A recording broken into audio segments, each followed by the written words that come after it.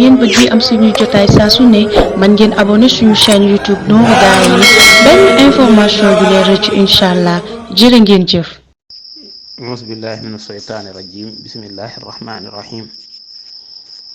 alhamdulilahi rabbil alamin wasalaatu wasalaamu ala rasulillah wa ala alihi wa sahbihi wa man wala. mbokki daayira Nourou Darayni ñu ngi leen di nuyoot képp koo xam ne yaa ngi dégg suñu kàddu di la wax asalaamaaleykum wa rahmatullahi taala wa barakaatuhu. ñu fas yéene ñëwaat ak yéen ci seen yóbbulu bis bi nag dañuy ñëwaat rek ci bunt bi ñu newoon mooy laab ak li ci aju. xam ngeen ni démb doon nañ waxtaane teggin yi nga xamee ni mooy teggin yi faj aajo mooy jullit bi bu demee ba yëg ci boppam war a tuur ndox wala war a dem ca tuwaali de yan teggin la war a jëfandikoo. bu ko defee ba pare nag dafa war a am ndox moo xam ne nii moom la war a jël laabe ko sobe soosee. ndox moomu nag mooy ndox moo xam ne nii mi ñuy jàngale woon moo xam ne nii cafkaam soppeeku wut meloom soppeeku wut xetam soppeeku wut ndox ma ngi koy dindee danga kaa war a maanaam ndox moomu war naa mën a jàpp.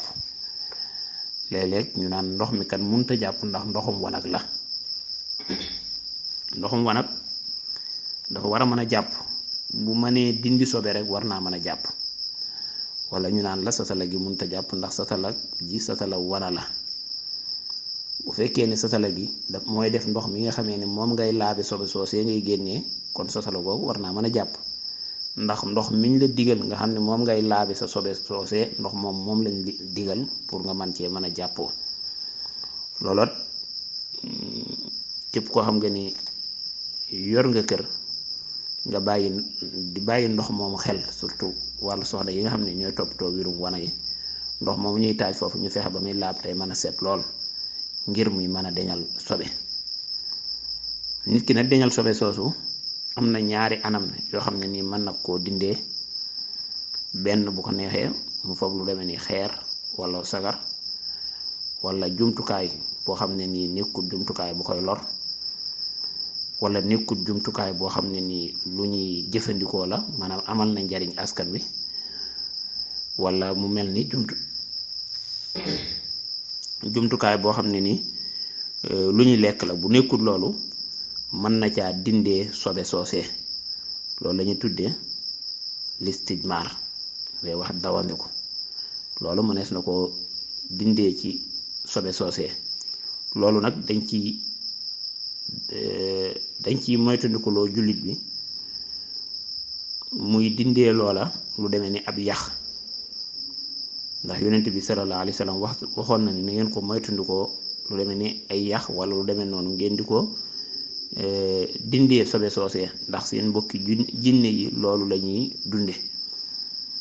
wala lu demee ni ab téere la boo xam ne nii bu amal njariñ askan wi la xañ na du téereb alxuraan waaye lu demee ni nga bëgg koo dindee loo xam ne téereb xam-xam la wala kiit boo xam ne nii gis nañ ni nit ñi dañ koy aajowoo ak yeneen yu demee noonu boobaa moom doo ci sañ a dinde sobe soosee.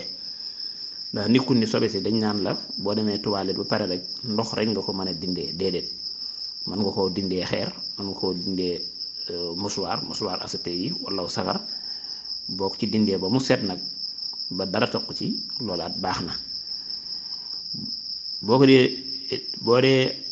laab sobe soosee wala nga koy fompe loolee nag dañuy bëgg nga di ko defee sa càmmoñ di ko bañ a defee sa ndeyjoor ndax ndeyjoor dañ laa digal nga di ci lekke